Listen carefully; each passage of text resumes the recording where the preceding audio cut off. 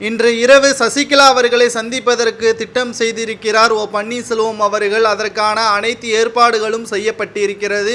பாஜகவுடன் தொகுதி பங்கீட்டில் சசிகலா அவர்களின் முழு ஆதரவுகளை பெறுவதற்காக இன்று இரவு சசிகலா அவர்களை சந்திப்பதற்காக ஓ பன்னீர்செல்வம் அவர்கள், வைத்திலிங்கம், மனோஜ் பாண்டியன் இவர்கள் செல்ல உள்ளதாக தகவல்களும் தற்பொழுது வெளியாகி இருக்கிறது. மேலும் எடப்பாடி பழனிசாமி தலைமையிலான அதிமுக கூட்டணி இந்த 40 தொகுதிகளில் 2 தொகுதிகளில் கூட வெற்றியடைய முடியாத வகையில்தான் இந்த கூட்டணி அமையும் என்றும் ஓ பன்னீர்செல்வம் அவர்கள் கூறியுள்ளார். இரட்டை இலை சின்னத்தை எனக்கு கிடைக்காமல் பெற வேண்டும் என்பதற்காக நீதிமன்றத்தில் பல பொய்களை கூறி எனக்கு எதிராக தீர்ப்பு வரவைத்த எடப்பாடி பழனிசாமி அவர்கள் நிச்சயமாக நாடாளுமன்ற தேர்தலில் வெற்றியடைய மாட்டார் என்றும் கூறியுள்ளார்.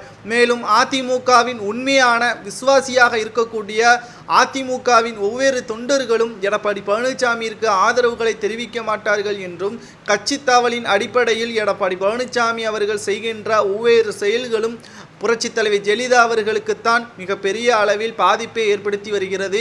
அவரது பெயரை களங்கம் வைக்கும் விதமாகத்தான் எடப்பாடி பழனிசாமி செய்து வருகிறார் என்றும் கூறியுள்ளார் ஓ பன்னீர்செல்வம் அவர்கள். இன்று மாலை ஓ பன்னீர்செல்வம் அவர்கள் சசிகலா அவர்களின் வீட்டிற்கு செல்ல திட்டமிட்டு இருந்தார். ஆனால் இன்று இரவு 10:30 மணி அளவிற்கு சசிகலா அவர்களின் வீட்டிற்கு செல்ல உள்ளதாகவும், தொகுதி பங்கீட்டு பற்றியான பேச்சுவார்த்தை பாஜகவுடன் எத்தனை தொகுதிகள் கேட்கலாம் என்றும் தற்பொழுது பேச்சுவார்த்தை நடத்துவதற்காக இந்த சந்திப்பு நடைபெறலாம் என்றும் தகவல்கள் வெளியாகி இருக்கிறது. மேலும் ஓ பன்னீர்செல்வம் அவர் தனது எம்எல்ஏ பதவியை ராஜினாமா செய்துவிட்டு எம்பி தேர்தலுக்கு போட்டியிடுவாரா அல்லது தனது மகன் ஓ பி ரவீந்திரநாத் அவர்களுக்கு எம்பி பதவி வேண்டும் என்பதற்காக பாஜகவுடன் கூட்டணி வைக்கப் போகிறாரா என்பதை நாம் பொறுத்திருந்தான் பார்க்க வேண்டும். ஏனென்றால் நாடாளுமன்ற தேர்தலில் நிச்சயமாக ஓ பன்னீர்செல்வம் அவர்கள் வெற்றி அடைந்தால் மத்திய அமைச்சர் பதவி கட்டாயமாக பாஜக ஓ பன்னீர்செல்வம் அவர்களுக்கு வழங்கும். அதில் எந்த ஒரு மாற்று கருத்தும் கிடையாது.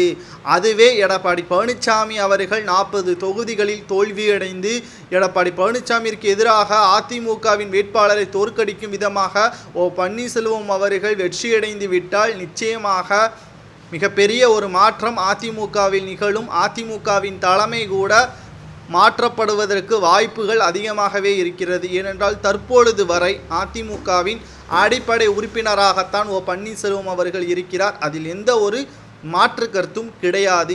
வருகின்ற நாடாளுமன்ற தேர்தலில் சசிகலா அவர்களின் ஆதரவை பெற்று ஓ பன்னீர்செல்வம் அவர்கள் எத்தனை தொகுதிகளில் போட்டியிடப் போகிறார் என்பதை நாம் பார்க்கத்தான் போகிறோம். நாளை பேச்சுவார்த்தை, இறுதிக்கட்ட பேச்சுவார்த்தை நடைபெறும் என்று எதிர்பார்க்கப்படுகிறது. மேலும் டிடிவி தினகரன் அவர்களுக்கு 2 தொகுதிகள் வழங்கிய பாஜக ஓ பன்னீர்செல்வம் அவர்களுக்கு எத்தனை தொகுதிகள் வழங்க வேண்டும் என்பதை உங்களது கருத்துக்களை கமெண்ட் வாயிலாக கூறி நமது சேனலுக்கு ஒரு சப்ஸ்கிரைப் பண்ணிடுங்க.